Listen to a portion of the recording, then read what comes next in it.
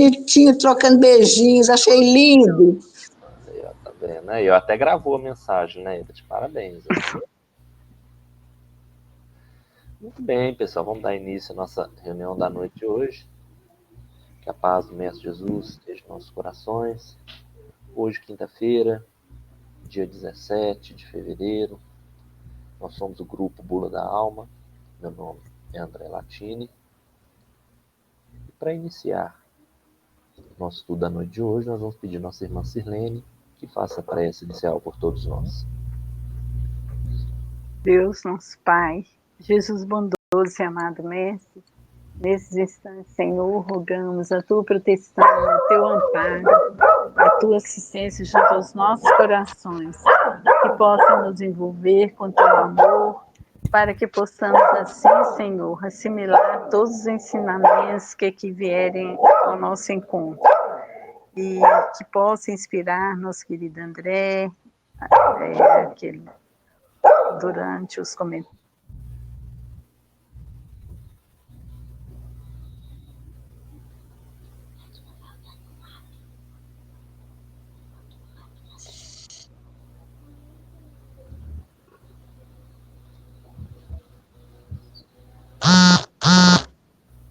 Sirlene.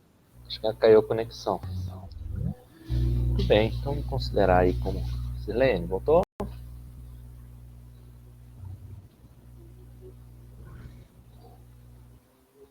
Considerar como uma prece. Então, hoje nós vamos fazer a nossa leitura do Evangelho, logo após o estudo do Livro dos Espíritos. E ao final nós vamos ter aí a colaboração do André, que vai fazer o nosso tratamento da meditação. Vou silenciar os microfones. Vou contar aí com a colaboração da nossa irmã Denise, fazer a leitura por nós. E vamos utilizar aí nosso chat como livro de radiação. Dessa, nem perguntei, né, Dessa? Vai poder fazer a leitura para nós aí, né? Então deixa eu silenciar todos os demais aqui. Eu vou começar.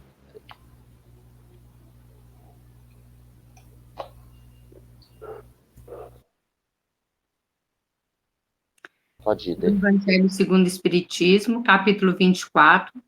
Não coloqueis a candeia debaixo do alqueire. O item aqui é o item 13, coragem da fé. Todo aquele que me confessar e me reconhecer diante dos homens, eu o reconhecerei e confessarei diante de meu Pai que está nos céus. E todo aquele que me renegar diante dos homens, eu o renegarei também diante de meu Pai que está nos céus. Mateus capítulo 10, versículo 32 e 33. Item 14. Se alguém se envergonha de mim e de minhas palavras, o Filho do Homem se envergonhará dele também, quando vier em sua glória e na do seu Pai e dos seus santos anjos. Lucas, capítulo 9, versículo 26. Item 15. A coragem de manifestar opinião própria sempre foi estimada entre os homens, pois há mérito em enfrentar os perigos, as perseguições, as contradições e até mesmo as simples ironias, aos quais se expõe.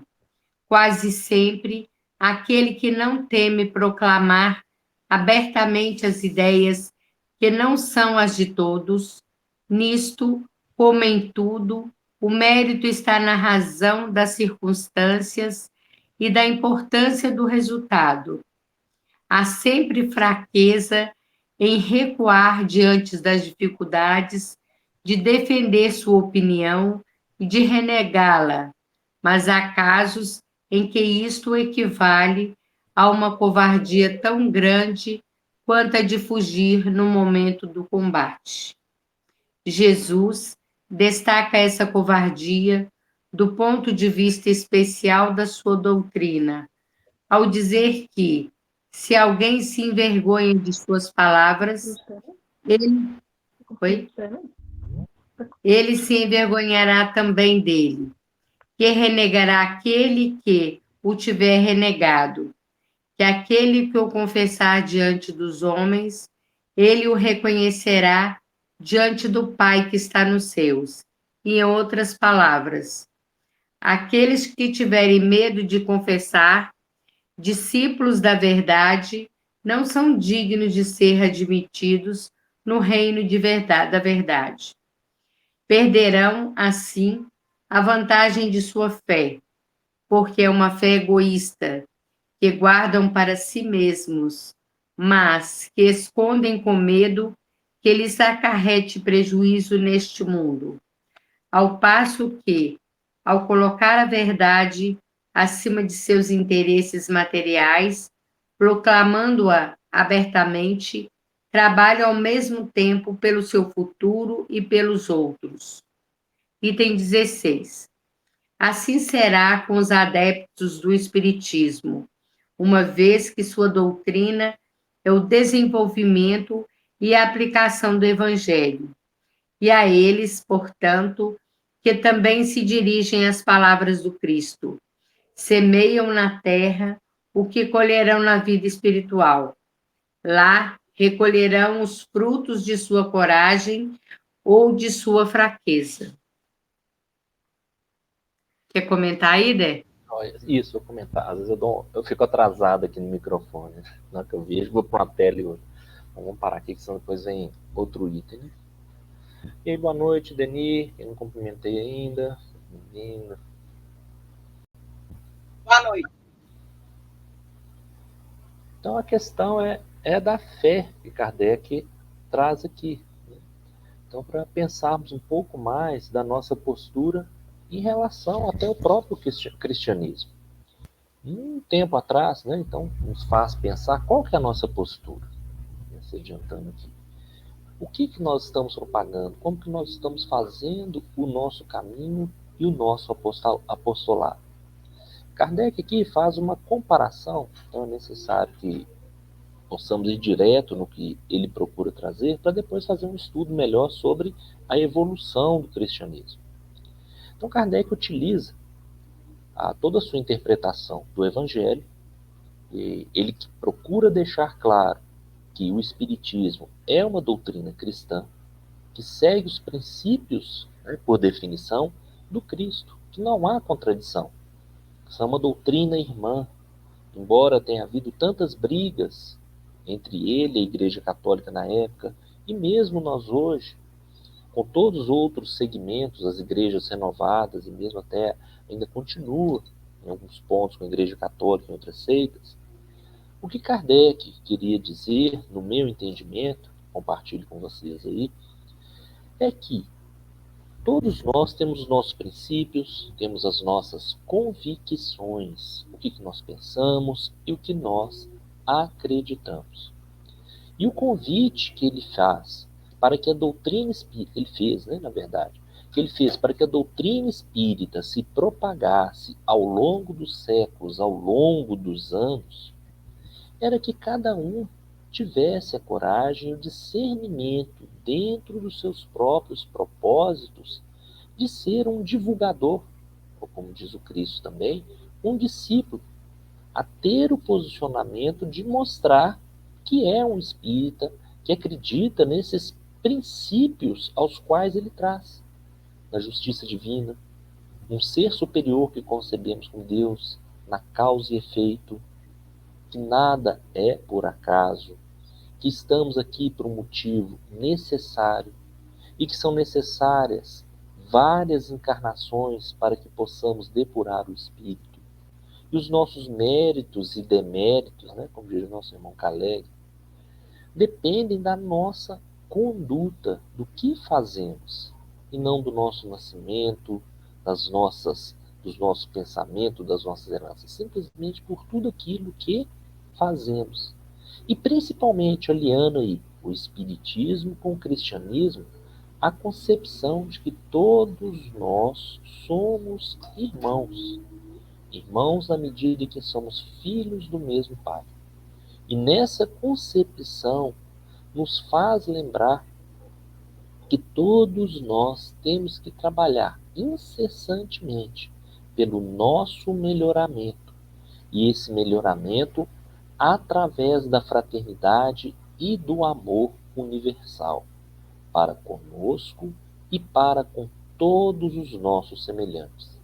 Situação que ainda é muito complicada em virtude da diversidade de seres, criaturas em estados evolutivos tão distantes, mas que seguimos aí na nossa caminhada, nos nossos propósitos de sermos cada vez melhores.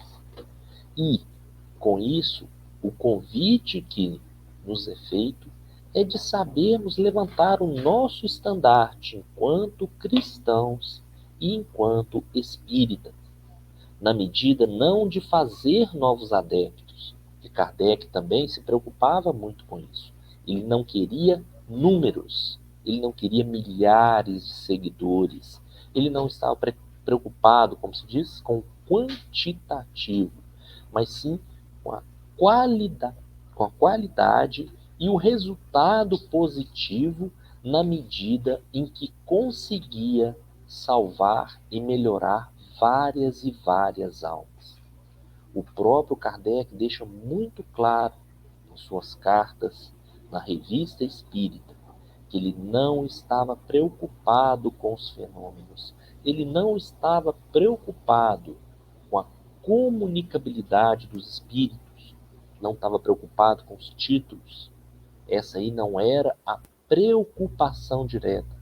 Não que ele negligenciasse as reuniões, não que ele negligenciasse todo o processo espírita enquanto fenômeno, enquanto comunicação, enquanto este processo que era considerado à época como o maravilhoso e sobrenatural.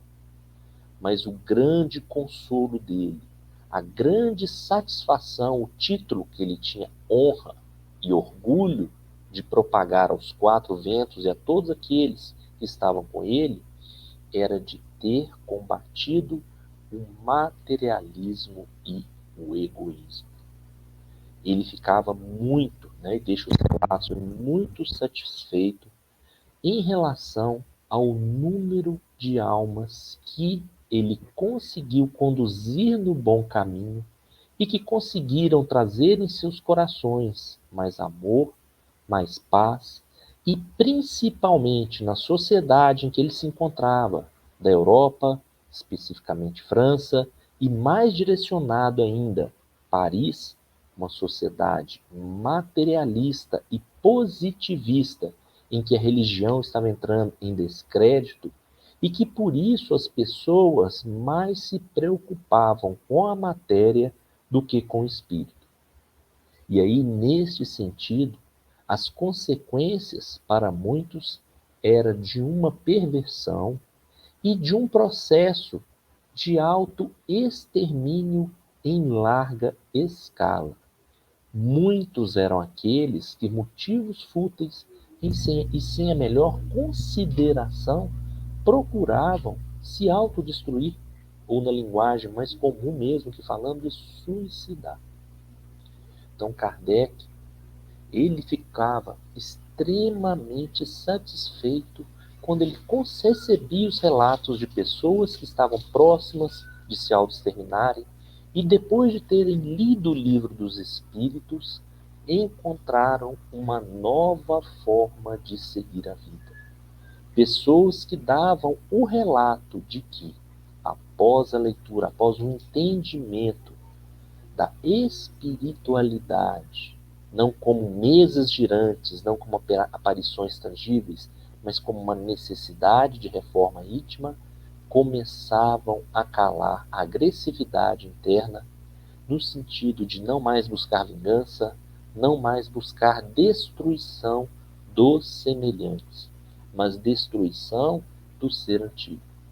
Então toda essa era a satisfação de Kardec na medida em que ele conseguiu combater o materialismo e este positivismo da época. E nisso que ele coloca esse chamado e essa parte bíblica para poder conduzir a todos nós, não em quantidade, como eu falei, mas na qualidade de que cada um possa mostrar, primeiro, que é cristão, que acredita sim na justiça divina. É lógico que nós temos nossas recaídas, hoje já falamos muito, nós somos perfeitos, mas que saibamos valorizar o Cristo, como diz aí a passagem, aquele que me negar, eu negarei também. Então, que saibamos compreender que o Cristo está aqui como nosso irmão, o ser mais puro que passou pela terra, e que estamos aí como os princípios e como regra de conduta ou como modelo, que todos nós aqui na terra ainda precisamos de um modelo, de um tutor, de um professor. E o Cristo é este modelo que temos, de seguir nesse caminho, de seguir na perfeição, de seguir na nossa reforma íntima e seguir no nosso desenvolvimento pessoal. E é nisso que seguimos dando esse exemplo de paz, de tranquilidade, mas sabendo respeitar a nós, sabendo respeitar a nossa família, sabendo também compreender os nossos limites. Não quer dizer que sejamos, como diz, vaquinhas de presépio, que aceitemos tudo. Não. Quer saber que sabemos e procuramos canalizar todo o nosso potencial naquilo que podemos modificar. Como diz também a própria filosofia do ar. Que tenhamos sabedoria para poder saber modificar as coisas que podemos.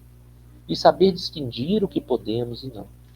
E nesse sentido, nessas condições, é que se não conseguimos, por mais que façamos a nossa parte, e as coisas ainda se aparecem adversas, ainda nos consideramos injustiçados, imperfeitos, que tenhamos a nossa mentalidade, a confiança no Pai, a confiança na espiritualidade, para que possa nos prover e seguir na nossa jornada de paz e perfeição, como exemplos e como filhos queridos que jamais serão deserdados pelo Pai. Então, o convite que Kardec traz, quando coloca essas palavras, é nesse sentido. Que possamos fazer o nosso ato de fé ou a nossa conversão daqueles que estão ao nosso redor, não por livros, por pancadas, por fenômenos, mas pelo ato e principalmente pelo exemplo da resignação, da conduta reta e da aceitação legítima. A aceitação legítima que eu falo é justamente no sentido de compreender que não estamos aqui na Terra simplesmente de passeio, e que grandes e várias serão as ocasiões em que teremos que passar pela dor, pelo desespero, pela tristeza, pela ingratidão.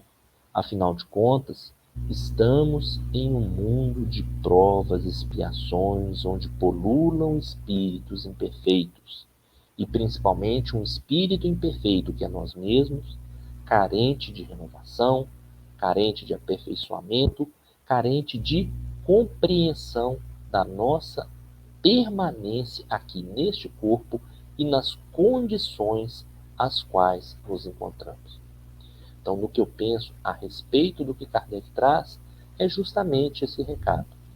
Mas aí nos faz pensar também um pouco mais, como forma de compreensão, toda a questão do fortalecimento da fé, dos princípios, dos choques de ideias que muitas vezes enfrentamos. E aí, a própria lição, às vezes, é até um pouco rude ou direta, no dizer que quem não toma uma opinião, muitas vezes está também sendo omisso ou deixando que aconteça as outras coisas. E é fato, que muitas das vezes nós temos que ter a nossa posição, temos que ter a nossa conduta, nossa postura. E nisso temos aí também o próprio exemplo do cristianismo, que aí sim nós temos que pensar com calma, com ponderação, até onde que nós também temos que saber fazer essa propagação ou esse reconhecimento do Cristo em nossos corações. Quando retornamos lá aos primórdios do cristianismo, iniciante ou primitivo, o que acontecia é que o próprio Império Romano perseguia com leis severas, como pena máxima, a própria morte, ou destruição do corpo, como pena capital. E em muitos dos casos, com flagelações incríveis, com circo, que eram as feras, a crucificação, que já vinha de muitos e muitos anos, que não foi uma exclusividade, como a gente né, a forma até triste de falar, para o próprio Cristo. Já eram condenações que aconteciam antes. E aí, neste caso, né, pelas próprias delações, pelos próprios acontecimentos, a pessoa, quando era condenada, né, ou era denunciada como cristão, ela era sumariamente executada. Então é nisso também que deve-se ter um pouco de ponderação e pensar sobre os nossos princípios, principalmente aqueles aos quais, né, tinham famílias, tinham, né, as suas necessidades aqui na Terra. Então não adiantava, pelo menos, né, no modo de ver, na forma de entender, simplesmente. Só um minuto aqui, pessoal. Simplesmente, né, ser sincero demais. Eu sou cristão, eu acredito no Cristo. E ser, né, exterminado ali na hora, né, a partir dos romanos. E nisso também que acabou acontecendo o quê? Até os encontros dos cristãos aconteciam em catapultas, em catacumbas, né? Talvez eu confundo com a outra. Aconteciam em cemitérios, criptas, lugares escondidos à noite, de madrugada, justamente para fugir das perseguições. E não que eles estavam sendo fraquejando ou fugindo do conhecimento do Cristo, não. Então é a ponderação ali também como nós passamos os nossos ideais. Nesse próprio capítulo, quando colocamos aí, né, quando Kardec traz aí anteriormente, buscai as ovelhas perdidas de Israel, já nos dá esse exemplo de que temos que saber buscar aqueles que estão propensos, aqueles que têm um ideal ou que precisam, né, dos nossos conhecimentos. Mas jamais forçar consciências, jamais, né, trazer a discórdia ou assumir situações ou posturas que ainda não estamos em condições. Como esse caso do cristianismo redivivo. O que adiantava? Não é questão de fraquejar, questão de negar o Cristo, mas vamos chamar assim, a conduta direta como cristão seria consequências funestas para aqueles que ficavam.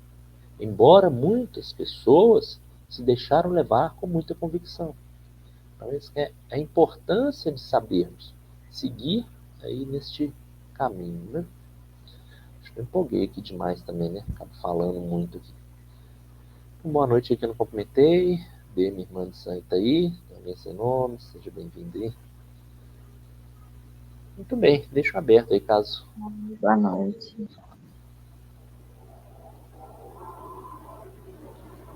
Tranquilo, pessoal? Concordam, discordam?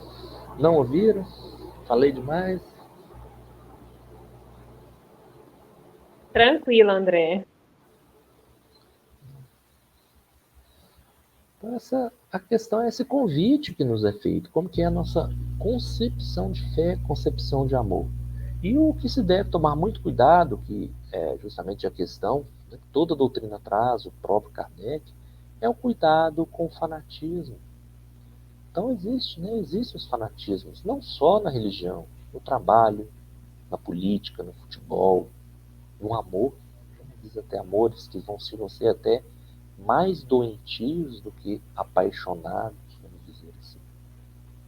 E esse é o convite que nos é feito para ter a ponderação, para ter a tranquilidade, não deixar, né, isso aí fugir das nossas responsabilidades, mas saber até que ponto nós vamos ter condições de seguir. E me vem à mente também o próprio exemplo do Pedro, quanto sofrimento que ele teve. Na hora, como diz, né, no termo técnico, do pega para capar da condenação do Cristo, ele o negou 3 vezes. Foi covardia? A gente não tem condições de usar essas palavras. Quem somos nós, né? Se a gente faz esses estudos, quem somos nós para avaliar o outro na condição na qual ele se encontrava? Ele estava no momento, naquela situação. Se ele tivesse, naquele momento, acredito eu também, não negado, né, teria sido exterminado, quase que de imediato também estaria lá na cruz. E ele ainda foi muito útil, um dos grandes, né, Pedro, né, que até do latim vem pedra, que o próprio Cristo fala. Tu és a pedra da edificação da minha igreja. Então, tudo no momento oportuno, tudo na condição que tenhamos a firmeza e a conduta das nossas palavras e do nosso proceder para que possamos aí seguir na nossa caminhada. Né? Muito bem, pessoal. Então, vamos parando por aqui, né? Essa questão anota para nós aí, né? Nós vamos para... Ano que vem continuamos com o Evangelho. Então, vamos aqui para o Livro dos Espíritos, a menos que alguém queira fazer um comentário, né? Deixa eu abrir.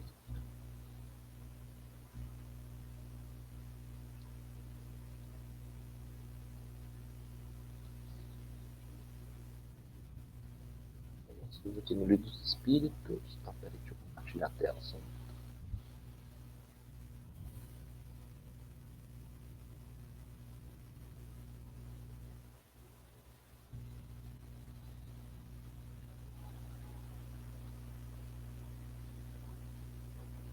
Então, desigualdade das riquezas. Questão 808.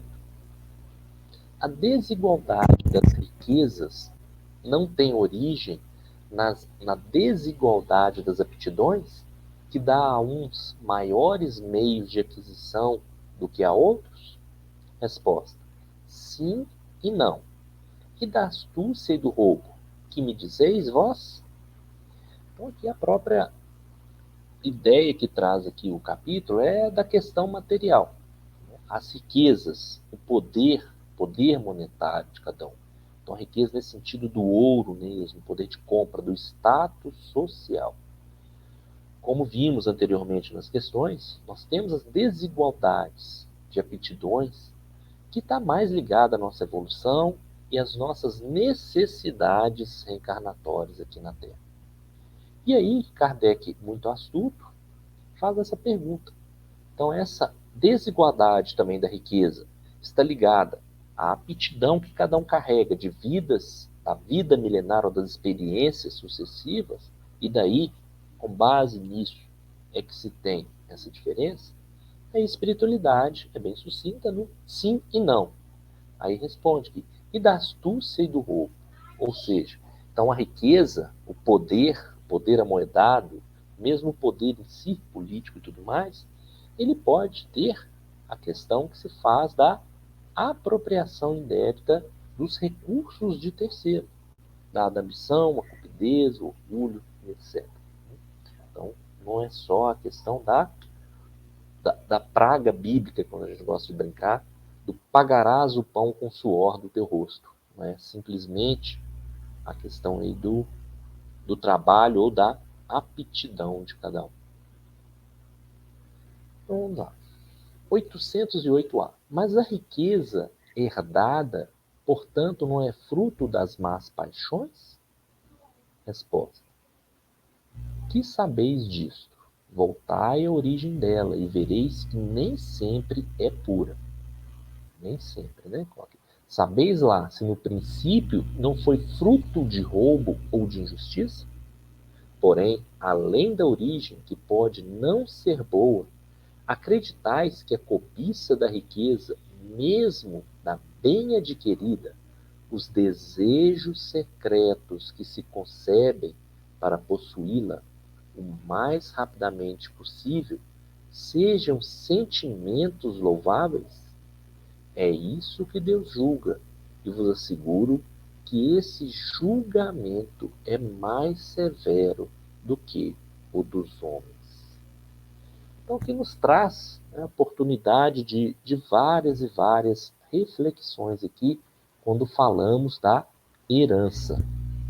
Então, a herança vai estar ligada à nossa experiência aqui na Terra, com a convivência dos nossos pais ou antecedentes, que vão ter a riqueza e vão transmiti-la para nós.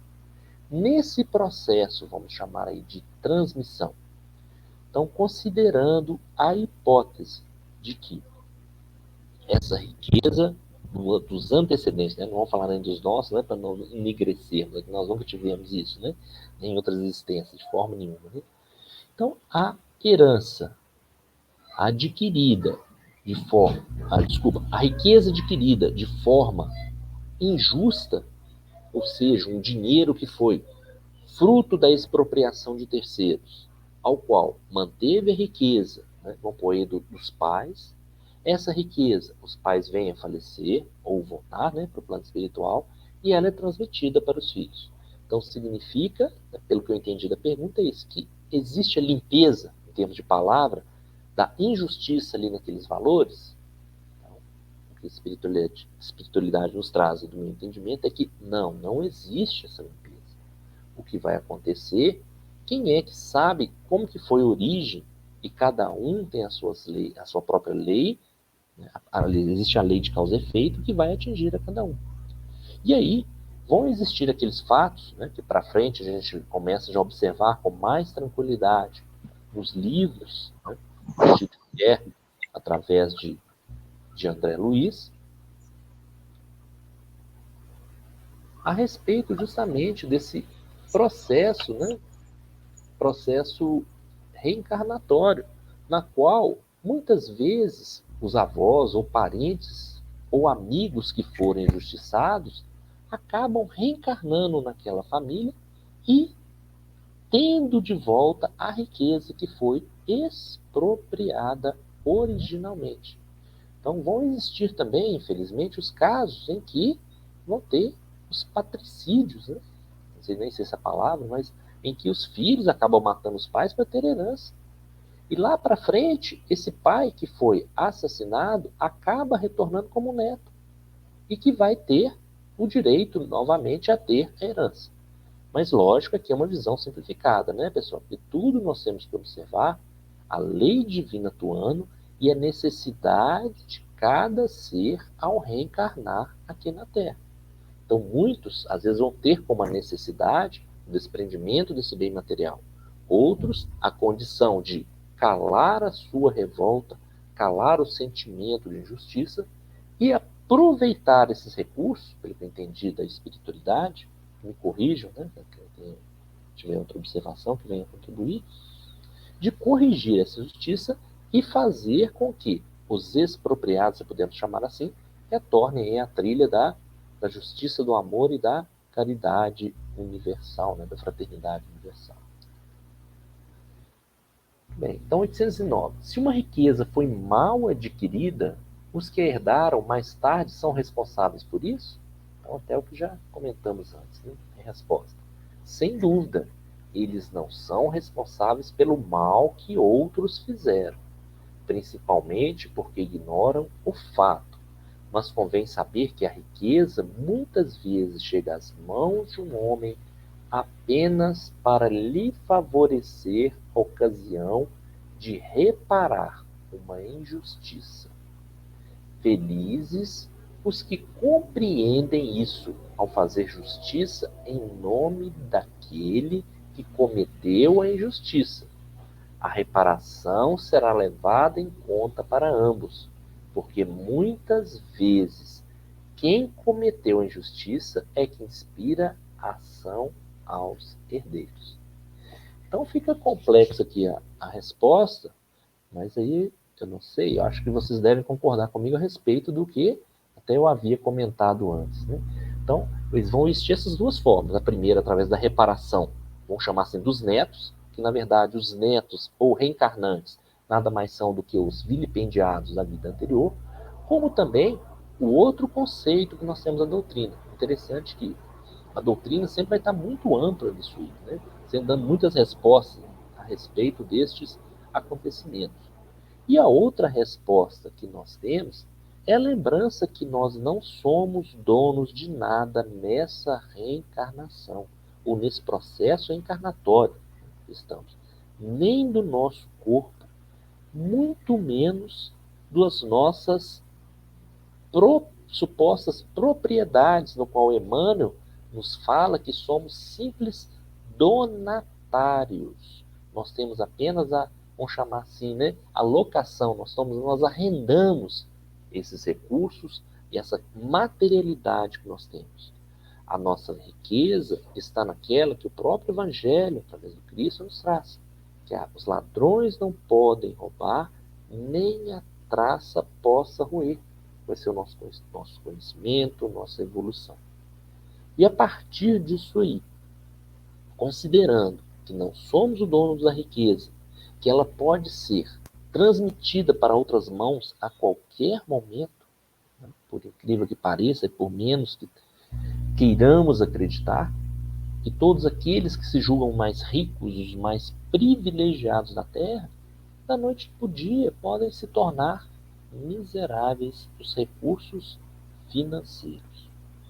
E é nisso que a espiritualidade nos traz a informação de que temos que ser os bons donatários daquilo que nos foi dado emprestado, como a parábola do semeador, no qual cada semente foi germinando, as que caíram nesse terreno fértil, foram germinando e dando 30 por 1, 20 por 1, 100 por 1.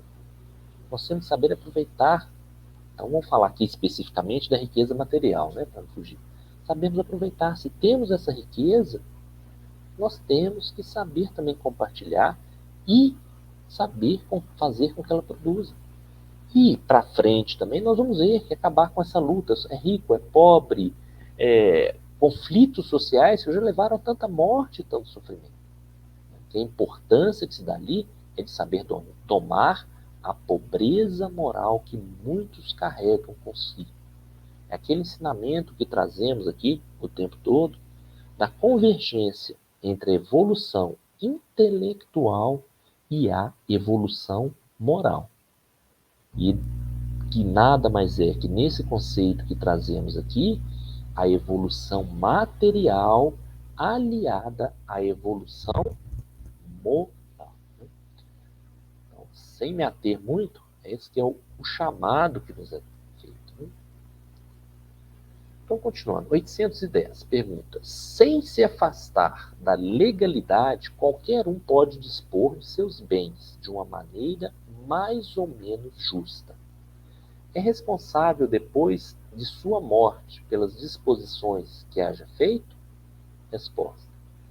Toda ação tem seus frutos. Os frutos das boas ações são doces. Os outros são sempre amargos. Entendei bem isso sempre. Ou seja, saibamos aproveitar essa nossa encarnação para propagar o bem o máximo que pudermos, enquanto aqui estivermos. Então, se temos aí os nossos bens e sabemos compartilhar dentro dos limites, tanto é que Kardec é categórico aqui, até colocar na pergunta, sem se afastar da legalidade. Né? Que também não é se fazer aí de um Robin Hood no qual você sai roubando de um para entregar por outro de acordo com seus critérios. Não. Então é importante que saiba sim aproveitar a riqueza, como dissemos aí, como um manancial a se espalhar o bem a todos ao nosso redor. Né?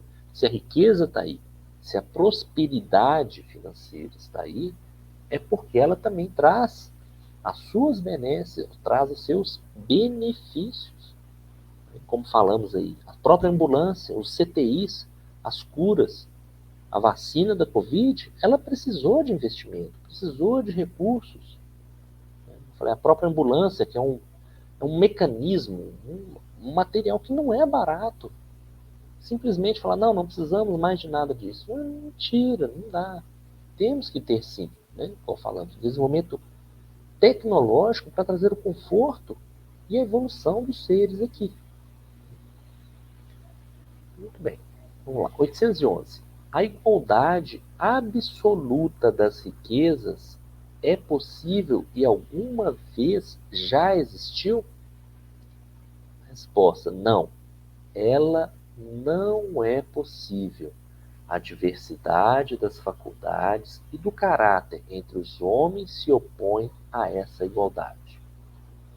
Então aqui nós vamos entrar num terreno muito, mas muito espinhoso, pessoal, que é justamente o conceito de socialismo ou de comunismo, que justamente esse foi um dos conceitos sobre as doutrinas ou princípios que levaram a muitas guerras, muita morte, muita confusão e muitas injustiças e principalmente dentro da nossa visão, enquanto espíritas, enquanto cristãos, da falta intensa de fraternidade e caridade perante os povos.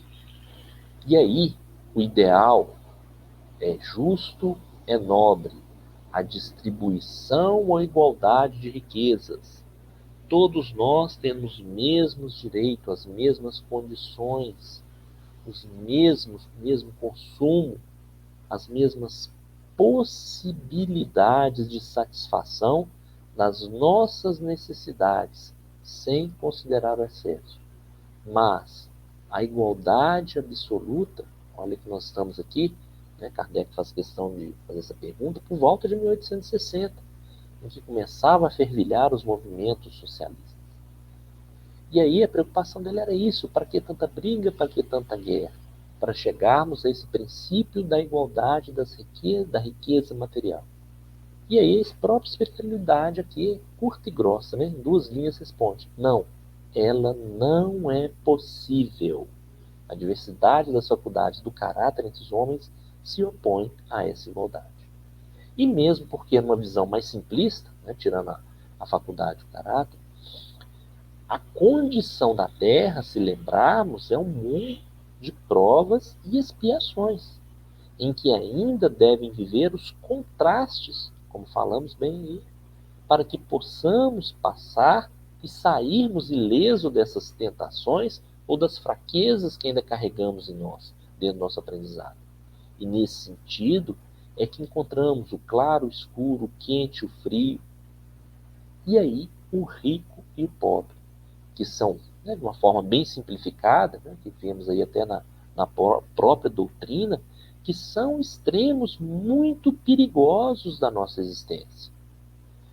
O rico, ou muito abastado, ele entra na questão da descrença de Deus e na valorização da materialidade, onde começam a prevalecer apenas a satisfação dos sentidos e a fuga da concepção da divindade.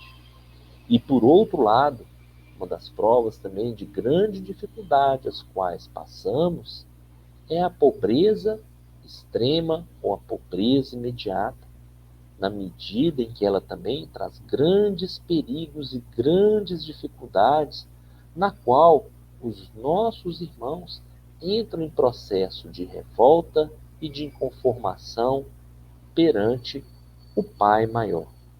Então, tudo para nós é aprendizado, tudo é necessidade para que possamos seguir. Então, no mundo onde que prevalece a inferioridade, nós ainda temos que passar, né, numa visão espírita, por essas contradições. E, de acordo com essas condições do globo, que a espiritualidade deixa claro, essa igualdade absoluta não vai se conseguir ser feita mesmo que pelas armas ou pelas forças. Vou me antecipar aqui que as próximas questões já vão trazer isso, né? 811A. Entretanto, há homens que acreditam que aí está o remédio para os males da sociedade. Que dizeis disso? Resposta: são posições sistemáticas ou ambições ciumentas.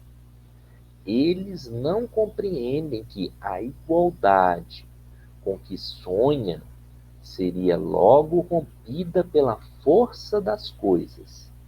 Combatei o egoísmo, que é a vossa praga social, e não procureis fantasias.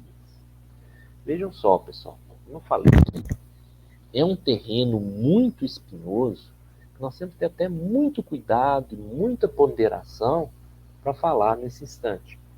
Que aqui nós estamos falando justamente das doutrinas ou dos princípios comunistas, que tanta, né, igual falando, tanta briga e tanta confusão já deu e ainda traz até hoje. Então, sem entrar muito no mérito, para não causar suscetibilidades também de ideologias, de partidos, que sejam, a própria espiritualidade nos traz, vejam só, que com o tempo a força ia ser tão frágil que ia ser rompida. E O que nós observamos é justamente isso, que os países que pela espada, né, pela baioneta, né, e pelos canhões, impuseram o sistema comunista, não conseguiram colocar em prática a sua totalidade. Porque ali existiram dois fatores, né, na visão econômica.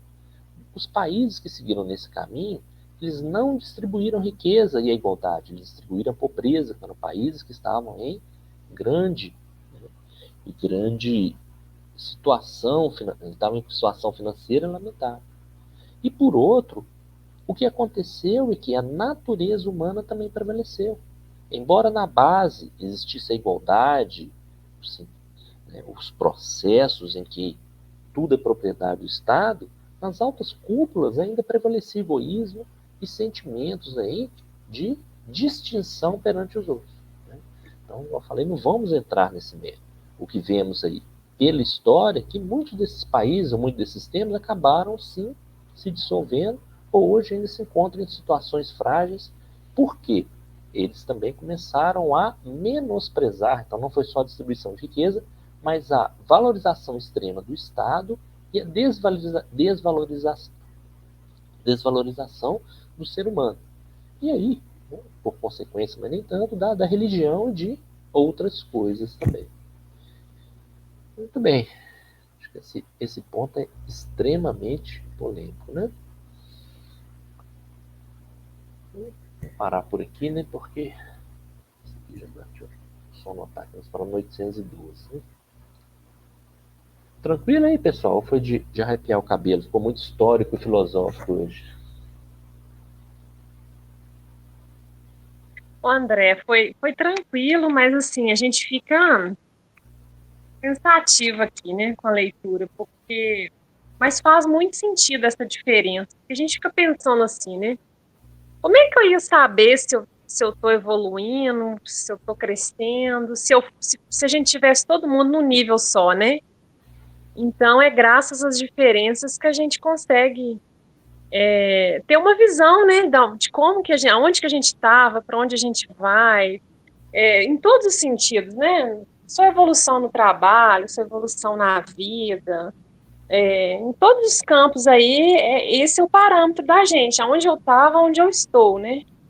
Em todos os níveis aí, psicológico, todos os sentidos. Então, faz muito sentido a gente não ter, não tá todo mundo com os mesmos recursos, né? Mas todo mundo tem a mesma condição. Então, todo mundo pode chegar lá, né? Um dia, tanto no lado intelectual, no material, todo mundo pode buscar aí essa evolução, né? E se for olhar por esse lado, é muito bacana, né? Você vê tantas histórias aí de pessoas, de uma faxineira que hoje é médica, você vê assim, então é aí que você vê assim, as lutas, né?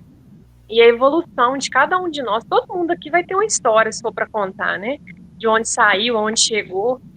Então, a leitura aí muito. A gente não tem muito o que comentar, né? Eu fico mais ouvindo aqui, mas deu para entender direitinho aí. Esse outro ponto, né? Você me fez lembrar aí também, bem colocado aí, que lá, nós estamos lá por volta de 1860, era tudo na baioneta, vamos falar aí na cacetada mesmo. Então, muitas das conquistas que foram surgindo ao longo ao longo dos séculos, foram melhorando também a vida das pessoas. Né? Hoje que nós temos a aposentadoria, antes não tinha, ficou velho, como dizem, com perdão do próprio, problema é seu. Férias, licença, salário, né? Assistência, essas coisas não tinha nada, eram praticamente escravos às avessas também. E foi melhorando. Se for olhar numa visão comunista, socialista, muitas conquistas chegaram também, como diz aí a própria espiritualidade, né? E o que tem que se combater, então não adianta. Onde prevalecem espíritos que têm egoísmo, têm ciúme, têm inveja, não tem como ter essa igualdade. Fica muito complexo. E aí surge, né, aí na visão econômica, não consigo me furtar disso, né, o desenvolvimento não das nações, mas vamos pôr aqui hoje, das corporações das grandes empresas. Muitas empresas ali conseguiram, ou pequenas empresas também, conseguiram desenvolver e ter uma distribuição de riqueza muito boa, dado o espírito de maturidade da equipe que trabalhava em conjunto. Né? Agora, onde age competição, né? E vamos falar aí direto, como diz o escritor, egoísmo e ciúme, né? Inveja, não tem como prevalecer essa igualdade. Vai ter que ficar para outro plano, em outra esfera mesmo, em que, como se diz, onde tem uma equipe, que a gente vai ver, por isso que eu falo corporações, que fica mais fácil a gente entender o plano espiritual no mundo superior, que é como termos de linguagem, né, pessoal, para facilitar. Vamos ser só engenheiros que estão ali, né? Engenheiros evolucionistas, né, que estão ali trabalhando com o mesmo ideal. Então, todos eles foram contratados para estar naquele plano, tratado daquela forma. Agora, o nosso não, né? Vocês não acreditam nisso, né? Mas eu estou indo na base mesmo, operário, né? Padrão mesmo, lá batendo a picareta lá nos meus egoísmos, na minha necessidade de evolução, em conjunto com o outro. Então tá na diversidade aí de empregados temporários nessa construção. Né? Pelo menos é o que eu penso sobre o assunto. Aí, né? É bem, igual eu falei, é bem complexo e espinhento, né? Respeito disso, quando se fala em comunismo, partido, com todo respeito, né, pessoal, sem entrar no mérito, Partido dos Trabalhadores, Partido Socialista, Partido Democrático, Partido Liberal, e vira, foge, né? Igual a gente falou lá no início do problema do fanatismo, que entra política, religião, e assim por diante. É muito perigoso, né? Muito perigoso. Muito bem, muito obrigado aí, André, obrigado a todos aí, tranquilo? Assustei todo mundo hoje, né, com a apologia do mundo caótico e terrível. O coronavírus não é nada diante dessas revoluções. Nada disso, pessoal. A vida é muito simples. Igual Kardec procurou trazer, é a gente que complica mesmo. Né? A espiritualidade o tempo todo está falando. Cuida da sua vida, faça o melhor para você mesmo, vai dar tudo certo. Né? Muito bem, né, André? Sem muita empolgação, o que eu estou gastando seu tempo aí? Tinha até pedido, né, a Andréia para fazer o trabalho, que ela já faz tão bem aí conosco. Eu pedi egoisticamente, né, já falando do meu caso, que eu estou tendo aí uma dificuldade de ter um sono reparador, se ela pudesse fazer esse trabalho conosco de aproveitar o sono. Não que a gente vá dormir aqui, né, Denise? Que bobear eu acabo dormindo também, mas ter aquele sono reparador aí, então, e preparando nossa mente para. Já estou em posição já. Já. Então, sem mais delongas. Denise, não pode dormir aí não, viu, Denise?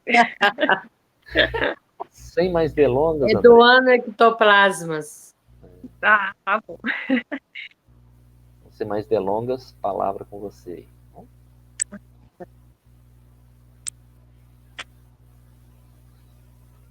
Com sua voz, eu já fecho o microfone, já está tudo ok. Tá, ok. Tá. Beleza, ok.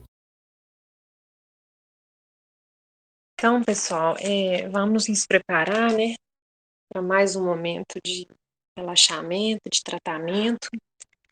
E eu gostaria muito nesse, especialmente aqui, né, como de todos, mas nesse em especial vai ser um pouquinho diferente, que nós vamos fazer um tratamento energético programado.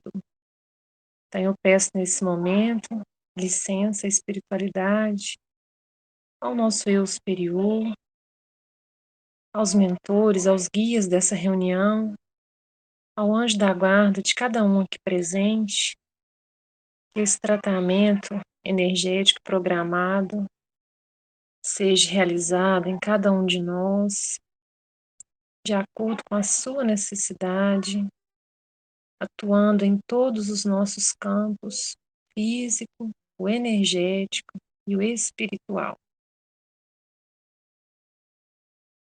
Então eu pediria a vocês que neste momento fechassem os olhos, entregassem essa energia e programassem o horário que vocês vão estar recebendo esse tratamento. Vocês vão visualizar esse horário, pode ser 22, 22h30 ou 23, de acordo com o que cada um decidir. Nós vamos visualizar esse horário com os olhos fechados por alguns instantes, tendo a certeza, a confiança que o tratamento chegará conforme nós estamos pedindo humildemente ao universo, à espiritualidade, a Deus esse tratamento. O segundo passo, eu peço a vocês para a gente materializar esse tratamento. Nós vamos dar uma forma para essa energia chegar até nós. Podemos imaginar uma luz, podemos imaginar um balão, podemos imaginar uma flor, podemos imaginar um cristal, uma bola. Vamos, cada um aí no seu coração, materializar onde chegará essa luz. Vamos fazer esse segundo registro mental, onde esse tratamento chegará.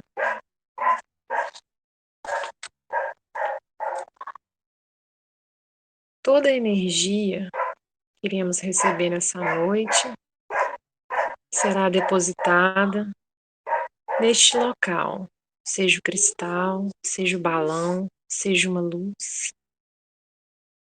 Nós estaremos recebendo essa energia e ela será distribuída nos nossos corpos físico, energético e espiritual no horário que nós já mentalizamos e já programamos no nosso cérebro.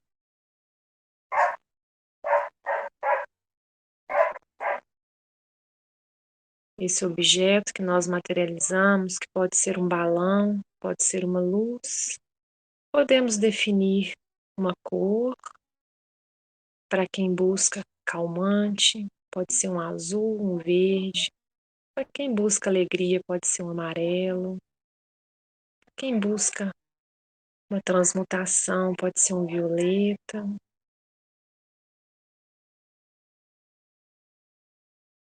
Para quem busca confiança, pode ser um laranja. A gente pode definir uma cor, se assim vocês sentirem à vontade. E neste momento, mentalizando esse objeto que vai encher de luz para esse nosso tratamento de hoje, vamos nos imaginar já em nosso leito, em nossa cama, preparados para o sono. E vamos imaginar saindo desse objeto que nós já escolhemos, seja uma luz, seja um balão, da cor que decidimos.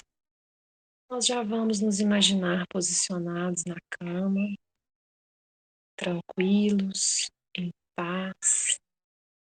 Já vamos imaginar essa energia da forma que quiserem também, em forma de luz, em forma de um cordão, em forma de um fio, em forma de um raio, maneira que vocês quiserem. Vamos imaginar saindo desse objeto materializado, passando pela nossa cabeça, bem no alto da cabeça.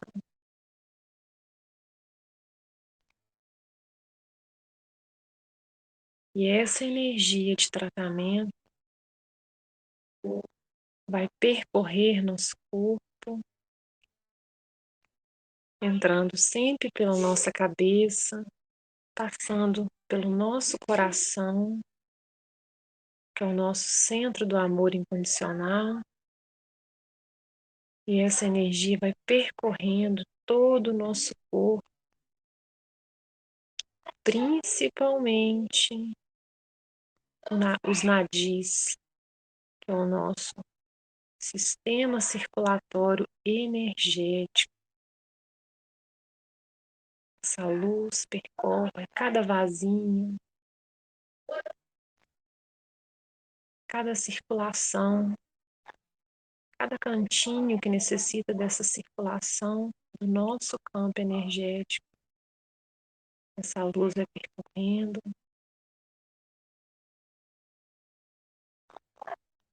da cabeça aos pés